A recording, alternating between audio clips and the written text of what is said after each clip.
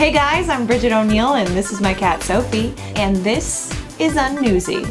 Girl, this week in Everybody's Special Even You, we highlight one of the entertainment industry's busiest working actors that you've probably never heard of. Yes, that's right, Jesse Heiman. He's been in like every movie and television show known to man. Recently, Jesse has made headlines with his GoDaddy makeout sesh. There's a link to this kissing in the description below. This guy is like Where's Waldo when it comes to films. There's been a tribute video made for him. It's by Mr. Wimple, and Jesse has his own YouTube channel. Jesse, hi. Congrats on making out with a hottie. Moving on.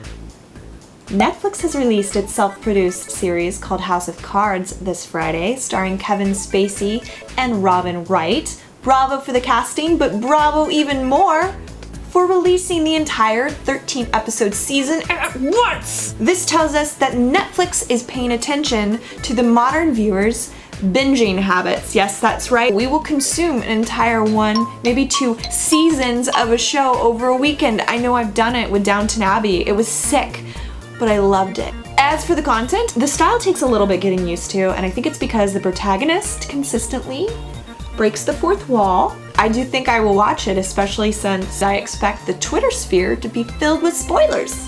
Moving on. Dino-Poop. How big is it? That's the question on the minds of paleontologists everywhere. If you're a paleontologist, you're like, I can't sleep. I'm thinking about Dino-Poo.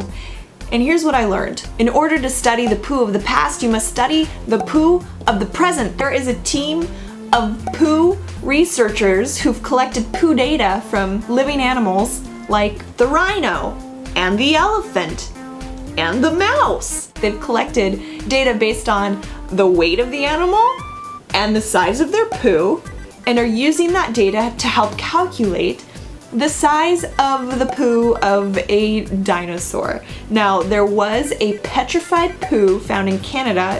It was like 2.4 liters large. Well, they found this and they suspect that it belonged to the T-Rex.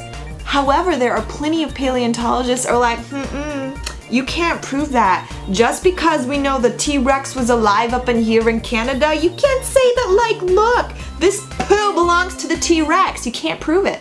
You can't prove it. There could have been other animals that we just haven't found fossils for yet. If you want to learn more about that, link down below. But also, I just wanted to point out, they have conclusive evidence of which living animal has the worst smelling poo. And I'm sorry, rhino, but your butt stinks!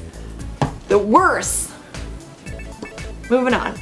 An invasion of feral cats could see the end of a seabird endemic to the Mediterranean. That's right, these furry felines have made a feast out of the clumsy cave-dwelling bird known as the Yelkowon shearwater.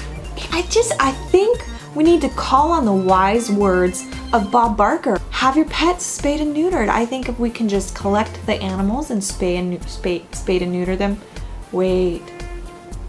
That would keep them from multiplying, but then they would still be eating the birds! Dang it, I hadn't thought this one through.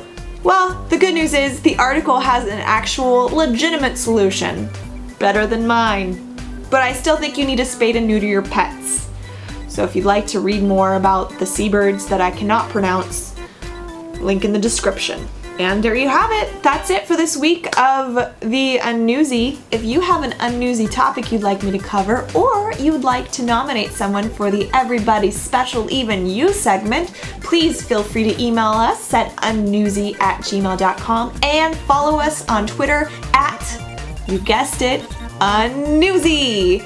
I'm Bridget O'Neill. I'll see you next week. And remember, it's not that we're anti-news. It's just that we're pro non-news.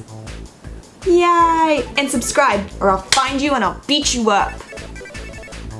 This is an interactive thing, so punches will be thrown.